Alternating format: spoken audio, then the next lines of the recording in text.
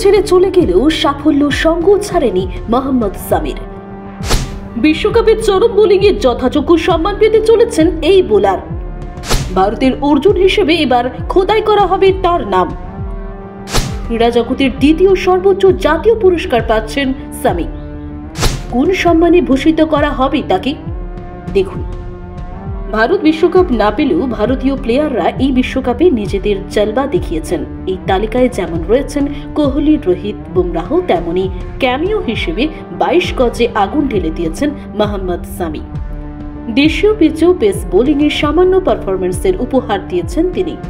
এই টুর্নামেন্টে 24টি উইকেট নেন ভারতের এই ফাস্ট বোলার। এবারের বিশ্বকাপে সবথেকে বেশি উইকেট তাঁরই দখলে। তবে ভারতকে ট্রফি এনে দিতে পারেনি সামি। তবে তাকে এবার জাতীয় পুরস্কারে সম্মানিত করবে দেশ। সূত্রের খবর, বোর্ডের তরফে কেন্দ্রীয় ক্রীড়া মন্ত্রকের কাছে সামির নাম প্রস্তাব করা হয়েছিল। প্রথমে অর্জুন পুরস্কারের তালিকায় প্রথমে তার নাম ছিল না, তবে পরে তা জুড়ে দেওয়া হয়। তারকা পেসারের পাশাপাশি অর্জুন পুরস্কার পেয়েছেন আরও 2 বাঙালি। সেই তালিকায় রয়েছেন বালিগঞ্জের আনুস আগরওয়াল। এশিয়ান গেমসে ইকুয়েস্ট্রিয়ানে টিম ড্রেসেজ ইভেন্টে আনুস সোনা জিতেছেন। তিনি সতীর্থ সুদীপ্ত হাজেলা, দিব্যাকৃতি সিং ও হৃদয় ছেদাকে সঙ্গে নিয়ে।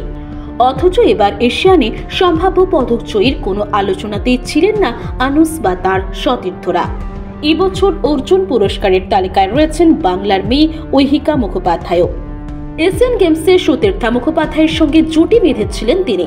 টেবিল টেনিসে সোনা জয়ের স্বপ্ন দেখিয়েছিল এই জুটি, কিন্তু সেমিফাইনালে দাপুটে পারফরমেন্স করেও হেরে যেতে হয় তাদের। তবে নজির গড়ে ব্রোঞ্জ জিতেছেন তারা। পাশাপাশি এবার দ্রোণাচার্য পুরস্কার পাওয়ার তালিকায় রয়েছেন mallakhamb coach Ganesh Prabhakar, para athletics coach Mahavir Prasad Saini, কুস্তি কোচ ললিত কুমার, দাবার কোচ আরবি রমেশ এবং হকির কোচ শিবেন্দ্র সিংহ।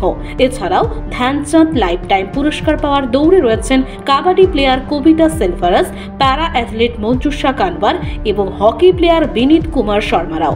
আগামী বছর 9 জানুয়ারি পুরস্কার দেওয়া হবে বলে জানিয়েছে কেন্দ্র। ব্যুরো রিপোর্ট, মহানগর 24x7।